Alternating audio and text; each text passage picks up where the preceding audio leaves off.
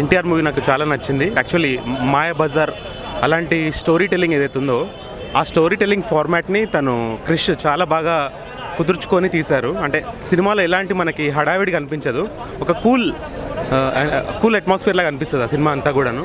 And తను బాలకృష్ణ గారు చేసిన యాక్టింగ్ కానీ ఆయన కనబరిచిన కొన్ని ఎక్స్ప్రెషన్స్ కానీ అన్నీ కూడాను అసలు వాళ్ళ కొన్ని సీన్స్లో అయితే అసలు నిజంగా ఎన్టీఆర్ గారినే చూస్తున్నట్టు అనిపించింది. అంటే నేను ఎప్పుడో చిన్నప్పుడు ఒకసారి స్కూల్లో మాకు డీర్ పార్క్ తీసుకెళ్లారు, అక్కడ ఎన్టీఆర్ గారిని నిజంగా చూశాను ఒకరోజు.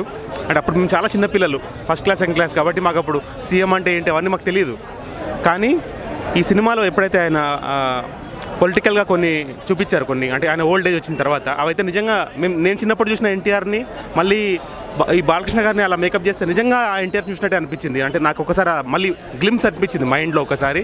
సో ఇంత రియల్ అంటే అసలు సినిమాలో ఇక్కడ నాకైతే బాలకృష్ణ గారికి అనిపించలేదు, మొత్తం ఎన్టీఆర్ గారినే చూసినట్టు అనిపించింది. సో అండ్ కొన్ని సీన్స్లో ఏదైతే కృష్ణుడిగా ఆయన మేకప్ వేసుకొని వచ్చిన తర్వాత కానీ వెంకటేశ్వర స్వామిగా చూపించినప్పుడు కానీ అంటే అసలు మనకు తెలియకుండానే ఏదో హ్యాపీనెస్ లోపల నుంచి వచ్చేస్తుంది అనిపించింది సినిమాలో.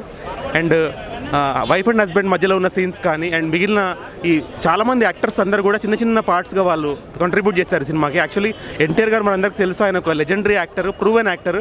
అంటే యునానిమస్గా అన్ని రకాల రోల్స్ చేయగలిగిన పర్సనాలిటీ ఆయన. అంటే నేను హీరో కాబట్టి నేను ఈ రోల్స్ చేస్తాను అవన్నీ కాకుండా ఒకటే సినిమాలో ఆయనే డైరెక్షన్ చేస్తూ ఆయనే హీరోగా ఉంటూ ఆయనే దుర్యోధనుడి క్యారెక్టర్ కానీ బ్రోనల్ క్యారెక్టర్ కానీ అంటే ఎవరు కూడా టచ్ చేయాలంటే కూడా భయపడే క్యారెక్టర్స్ కూడా ఆయన చేయడం జరిగింది. So hats off to NTR. అంటే ఎన్టీఆర్ గురించి అప్పుడు ఎన్టీఆర్ ఉన్నప్పుడు చాలామందికి తెలుసు ఆల్రెడీ, అప్పుడు ఆయన ఆల్రెడీ సూపర్ హీరో కాబట్టి ఇప్పుడున్న జనరేషన్స్కి ఎన్టీఆర్ గురించి అంతగా తెలియకపోవచ్చు, ఎందుకంటే ఇప్పుడు మనం నెక్స్ట్ జనరేషన్కి వచ్చేస్తాం కాబట్టి.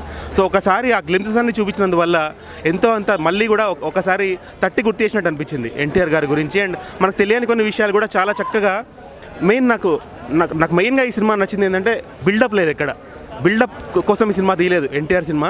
చాలా న్యాచురల్గా చాలా రియలిస్టిక్గా తీశారు, అది నాకు చాలా మంచిగా అనిపించింది. అంటే మనకు రియల్ లైఫ్లో ఎలా ఉంటుందో అంత బాగా అనిపించింది నాకైతే. మాయాబజార్ లాంటి స్టోరీ టెల్లింగ్ అనిపించింది, ఇది చాలా మంచిగా అనిపించింది.